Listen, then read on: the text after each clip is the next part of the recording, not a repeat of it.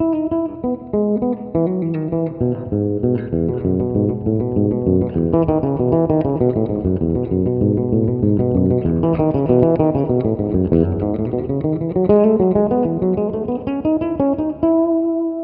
again, Mark here from Talkingbass. This week I started working on a new study piece, Violin Partita No. 3 in E major by J.S.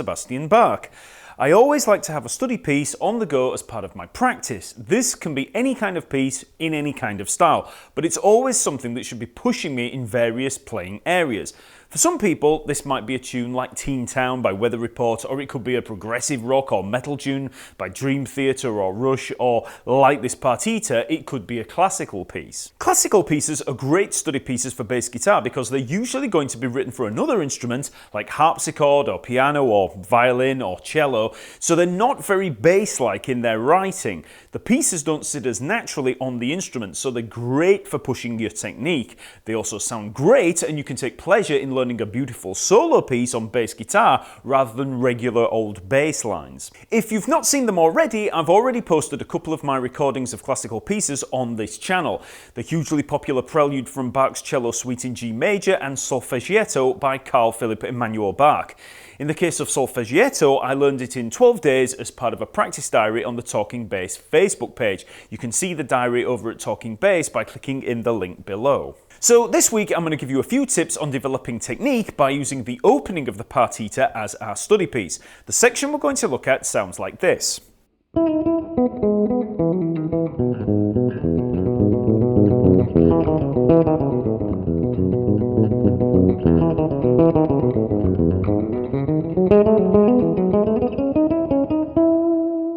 The sheet music and tablature is all there over at talkingbass.net, so just click the link in the info below or in the card for a full-size version of what you see here on the screen. So we've basically got three things to work on here. We've got the opening line, then we have this little pedal point section here, and then we have the ascending scale.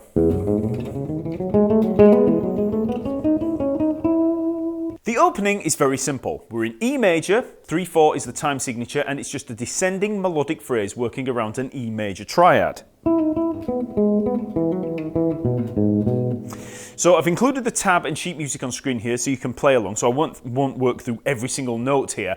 But I started here up at the E, this high E here, at the 21st fret. Now some of you will only have 20 fret basses. There is an alternative fingering that you could use, so you could play it down here. And I'll give you the fingering for that in the tablature over at the website. So what we can do here is just break this phrase up into two halves. So it's always worth chunking these things, you know, getting these little chunks and working on them separately. So the first part sounds like this. And then the second part. Okay, so we begin up here at this E, and we've basically got a little triad pattern of, so root note, fifth, third, fifth. It's all E major triad there. But at the beginning, we've got this little neighbour note there. So we've got E to the D sharp and back. So some of you could see this as an E major 7. But it's actually really, in this context, seen as an E major triad with a little neighbour note there, just that 7th there. So it's E down to D sharp and back to the E, and then just 5th, 3rd, 5th. Okay, so that's the first part. And then I'm moving down here to the same phrase really. We've got the E there, then the B, then the G sharp. It's just E major, try it again. Root, 5th, 3rd, 5th. But down here we've got this little turn. So E, F sharp, E, D sharp, E. Root, 2nd, root, 7th, and back. So popular little turn that you'll get in lots and lots of Baroque and classical music. Okay, so we've got E, F sharp, E, D sharp, E, and then that 5th, 3rd, 5th. Okay? So we just put those two lines together and we get. Now Now, the reason that I'm using these two particular areas here is because I'm working down towards the next section. Okay, so I could have played it up here. You know, I could have played it up in this area, but by playing it and then working down, it means we're making that smooth transition down to this E at the 7th fret of the A string. So it's all a progressive, you know, working towards that line. So you can already see here that a knowledge of harmony, chord tones and melodic devices can be a big help in learning pieces like this. If you're familiar with all of this material and these building blocks, you'll find memorizing it so much easier. Instead of individual notes, or worse still, fret numbers, I see it as an E major arpeggio pattern using a neighbor note and a turn. That's it. Easy. Now, from a technical standpoint, it's also worth using a little legato in here to smooth out the line. If I pick every note, it'll sound like this. But if I use pull-offs and hammer-ons for the ornaments, it takes on a smoother, less abrasive sound. So there, I've got the E, pull-off, down to that 7th and back. And then when I get down here, we can use hammer-on, pull-off, slide, and then pick, just to smooth it out. So approaching a piece in this way and looking for more musicality in there can help you see it as a piece of music rather than a set of continuous finger exercise, because there's lots and lots of people that try playing these, you know, classical pieces and they kind of see them as technical exercises or just finger exercises without seeing them as, you know, pieces of music. Next we have the following line. Now this line is a really good one for tracking your finger picking. With pieces like this or any technically difficult lines you might play in a song, it's easy to get finger twisted if you don't keep track of which finger is picking which note. The temptation is to just let all of this happen and not think about it. Just see the notes and play them. But I find that when learning these longer pieces, consistency can be so important. You want to be able to play it the same over and over again. Same fingering in both hands. After all, that's what you're practicing. If you don't use the same fingering every time, you're not practicing the same thing. You're practicing a different piece, you know, from the finger's perspective every time you try it. So let's have a look at this line. Again, we can break it into two halves. First, we have this pedal point line. And then we have this descending scale. So the first half basically works up and down the first four notes of an E major scale. So we've got E, F sharp, G sharp, A, and back down. A string, 7th, 9th, 11th, and 12th fret. Now in between each of those notes, we have this pedal note of a B, okay, at the 9th fret of the D string, and we're going to play that each time. E, B, F sharp, B, G sharp, B, A, B, and back.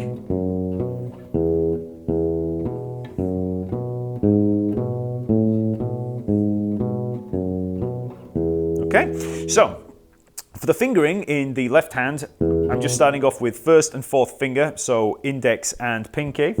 Just standard, perfect 5th, fair there. Then for the F sharp to the B, I'm using the 1st finger, so I'm just joint barring that. Okay? Then for the rest of the notes, I can stay in that position. So the G sharp I'm taking with the 3rd finger, the ring finger, and then I'm using the pinky there for the 12th fret for the A. Just back down. So you just want to work up and down that line, round and round and round until you get that little shift off. Okay, and in this hand, in the finger picking, it's index, middle, index, middle. So I'm starting on the index finger, and obviously I'm doing that because the middle finger is longer, so any of these kind of lines where we're shifting across strings or moving between two strings, it's always more comfortable to be playing index middle because, like I say, the 2nd finger is longer. If you were to try that the other way around and start on the 2nd finger, you can do it, but it's just more uncomfortable, less comfortable.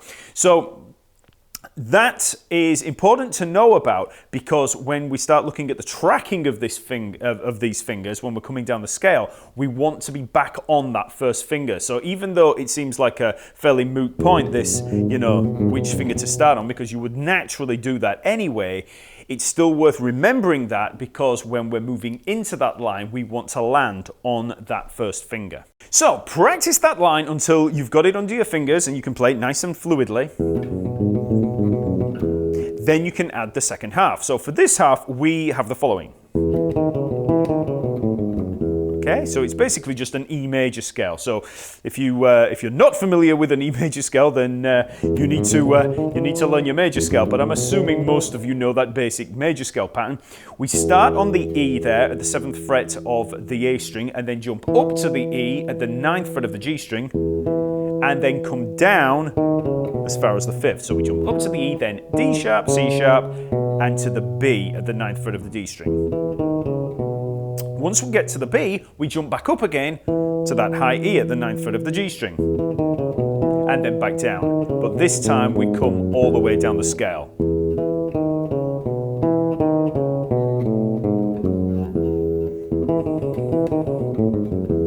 Okay, so that's the second half. Now, technically, this scale is pretty straightforward. In this hand, we've not got anything to worry about. Just play it as you would a normal major scale. But in this hand, we really need to keep track of which fingers we're using, because like I said, we want to finish on that low E on the first finger.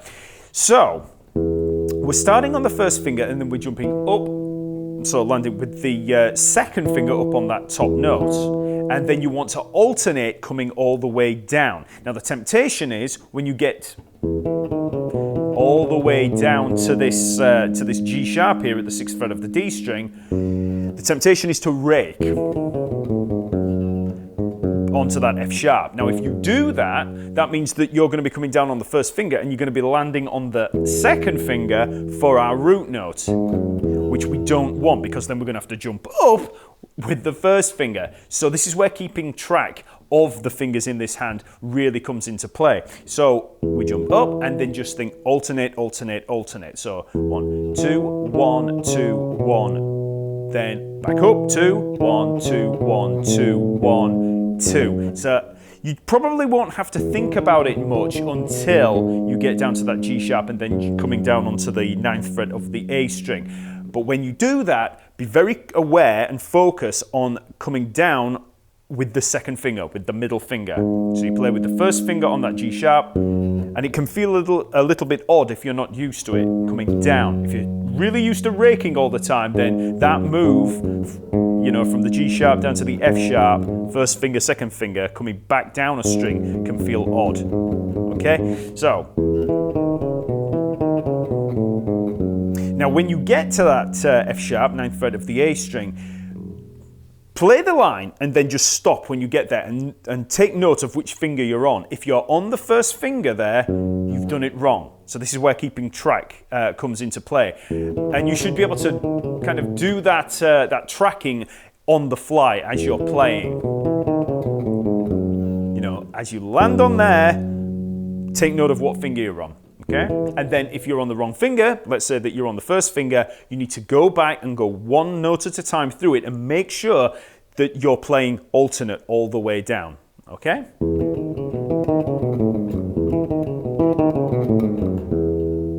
So once you've mastered both of those lines, you can put them both together. So that gives us the following.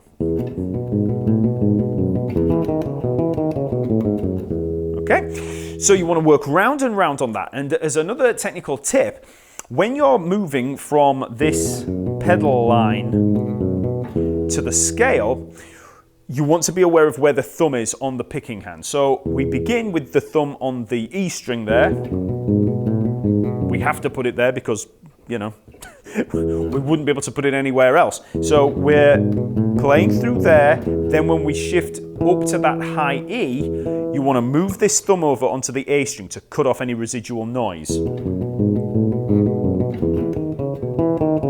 If I don't do that,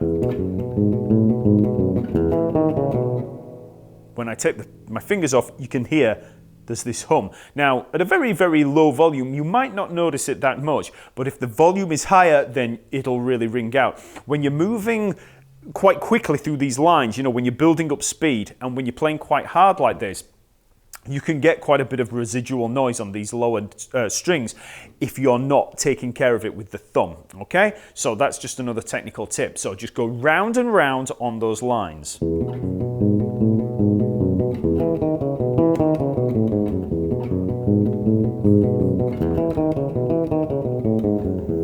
Try it as slow as you have to get it down, and then build up speed. So now we've got that line down, we can put the first two lines together, which gives us the following.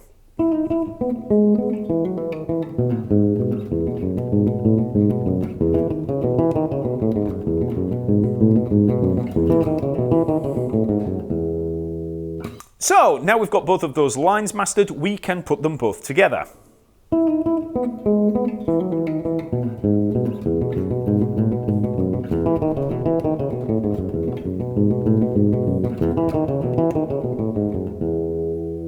For the final line, we have an ascending E major scale that sounds like this.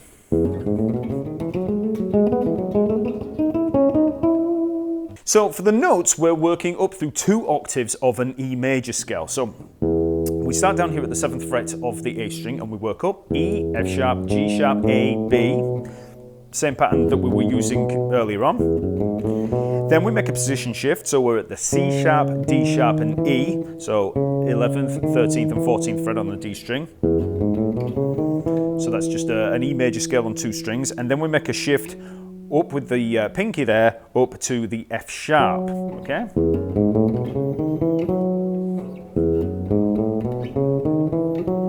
Then we move up onto the G string and we have G sharp, A, and then back down to the F sharp.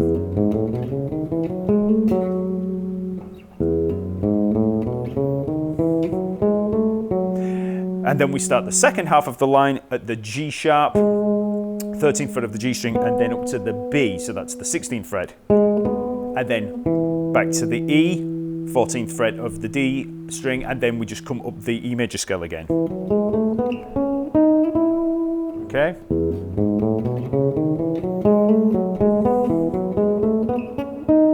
And then we finish off with C sharp, D sharp, E. Okay, so we get up to the E, back down to the C sharp, and then up. Okay, so remember this is all tabbed out there, so you'll be able to see it on screen, but you can also go and see it at the website. So.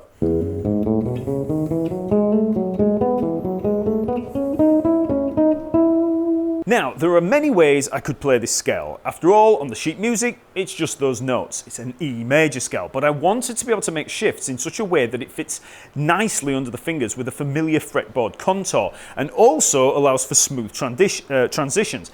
After all, we've got a fair bit of distance to cover all the way up to this E, so by shifting here at the E to the F sharp, I make a repeating shape all the way. We have the second finger pattern here at the 7th fret of the A string, which we then repeat at the 14th fret of the D string. Okay, so by shifting there, we have this scale shape is the same as this one down here. Now, once again, it's important to keep track of the finger picking as we ascend. So that's going to give us consistency in the practice. So I'm starting with the first finger, the index finger on that E there as we begin. And then I have a hammer-on from the E to the F sharp. So then when I move on to the next string, I'm playing that with the second finger, the middle finger. So, and then I'm just alternate picking all the way up.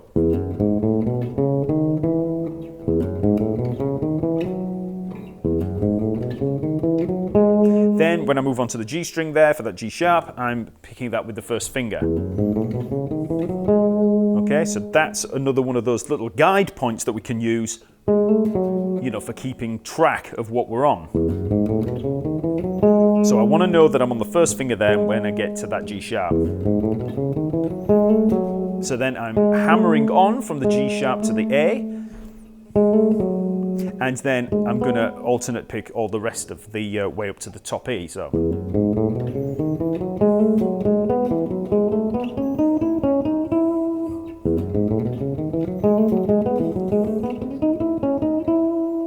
Now, as another technical tip, watch out for the position shifts. Start out really slow, but always be quick with the shifts, okay? So the faster that you can make the shift, the smoother the line. So even if you're playing really, really slow. So as I'm working up, I'm moving from that B up to that C sharp there, fourth finger to the first finger, as quick as I can, really. So, and I want to make the shift on the note, okay? So if you have any problems with the shifts, if they get sloppy or anything like that, just isolate the move. So we've got that as our shift. So fourth finger to first finger, ninth fret to 11th fret. Okay, just isolate the move.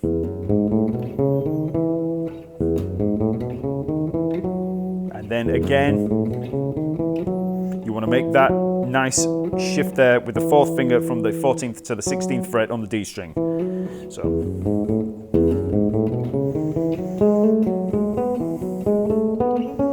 Again, up here, 16th to the 18th fret, fourth finger to first finger. So again, oops, isolate that move.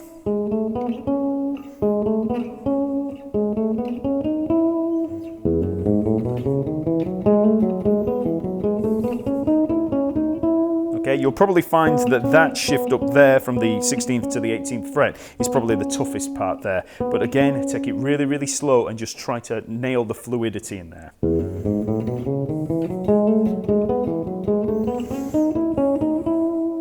So that's all of our lines there, so now we can just add them all together. So let's start really, really slow with this.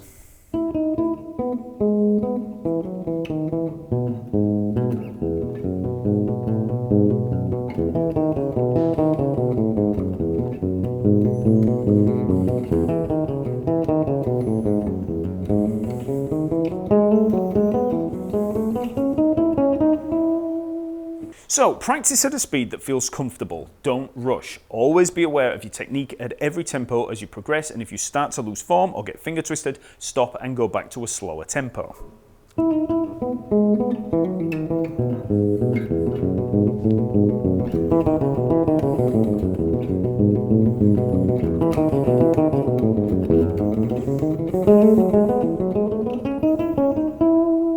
So I hope that helps a little with your approach to learning these pieces in chunks, and it's hopefully given you some inspiration for learning other classical pieces on bass. Please like this lesson if it's helped, leave a comment and subscribe to the channel to get updates on the lessons every Friday. Okay, I'll see you next week.